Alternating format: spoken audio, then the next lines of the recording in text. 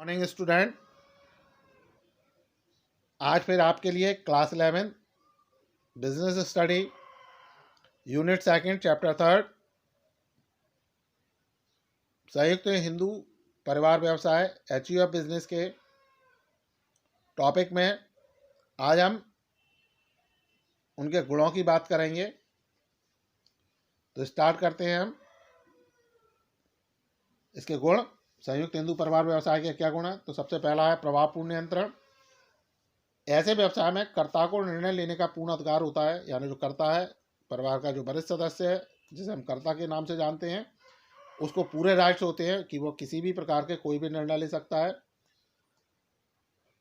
और जो परिवार के अन्य सदस्य हैं वो इसमें कोई इंटरफियरेंस नहीं कर सकते, कोई दखलंदाजी नहीं कर सकते।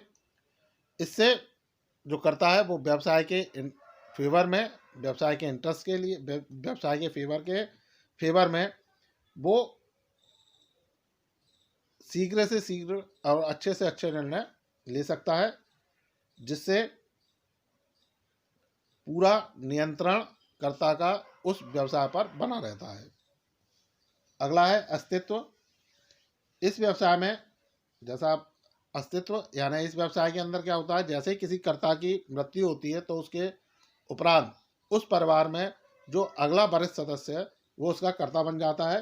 तो ऐसी स्थिति में जो व्यवसाय है वो व्यवसाय का जो संचालन है वो नहीं रुकता, और इसका जो अस्तित्व है, यानी जो हमारा हिंदू अविभाजित परिवार व्यवसाय है वो निरंतर चलता रहता है। अगला है सहभागियों का सीमित दायित्व।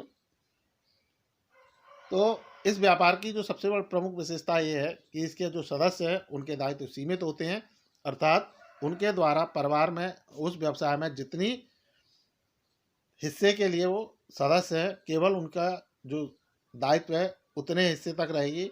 उन्हें अपनी निजी संपत्ति से किसी भी प्रकार की कोई भी हानि होने पर भरपाई नहीं करनी होती। अगला है समर्पण एवं सहयोग। तो व्यवसाय क्योंकि परिवार के नाम से जुड़ा होता है, इसलिए सदस्य समर्पण एवं सहयोग से कार्य करते हैं। व्यवसाय केवल एक आर्थिक इकाई नहीं वरन प्रतिष्ठा का विषय बन जाता है। तो इसमें जो सदस्य हैं वो सभी अपने पूरी ईमानदारी, पूरी मेहनत के साथ इसमें कार्य करते हैं, क्योंकि सबसे पहले तो ये परिवार से जुड़ा हुआ है, परिवार का व्यवसाय है। और दूसरा, यहाँ केवल ये जो व्यवसाय है वो आर्थिक इकाई ना होकर, वो पैसा कमाने का एक माध्यम ना होकर, एक प्रतिष्ठा, एक मान सम्मान, एक गुडविल की भी बात बन जाती है। इसलिए इस व्यवसाय में जितने भी सदस्य होते हैं वो सभी समर्पण और सहयोग की भावना से कार्य करते हैं। तो ये भी इसके एक गुण है, इसका एक लाभ है।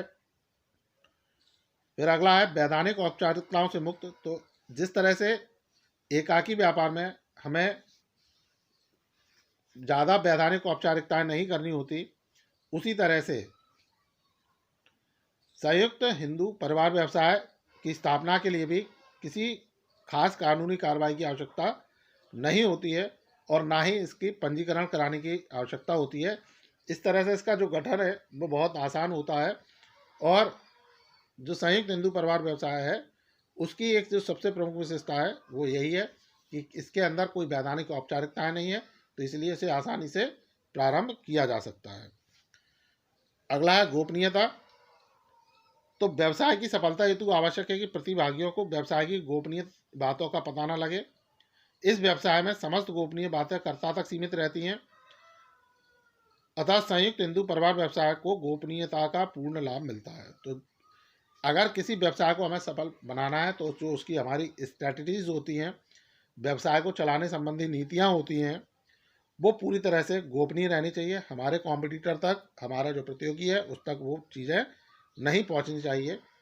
तो ऐसी स्थिति में जो संयुक्त हिंदू परिवार व्यवसाय है वो सबसे ज़्यादा महत्वपूर्ण है, या इसका जो गुण है, इसके जो लाभ है, वो सबसे बड़ा लाभ यही है कि इसके अंदर जो बातें हैं वो पूरी तरह से गोपनीय रहती हैं, वो कर्ता तक सीमित होती हैं, किसी परिवार के किसी सदस्य को इसकी जानकारी नहीं होती। ऐसे में गोपनीयता का लाभ हमारे व्यवसाय को पूरी तरह से प्राप्त होता है, मिलता है।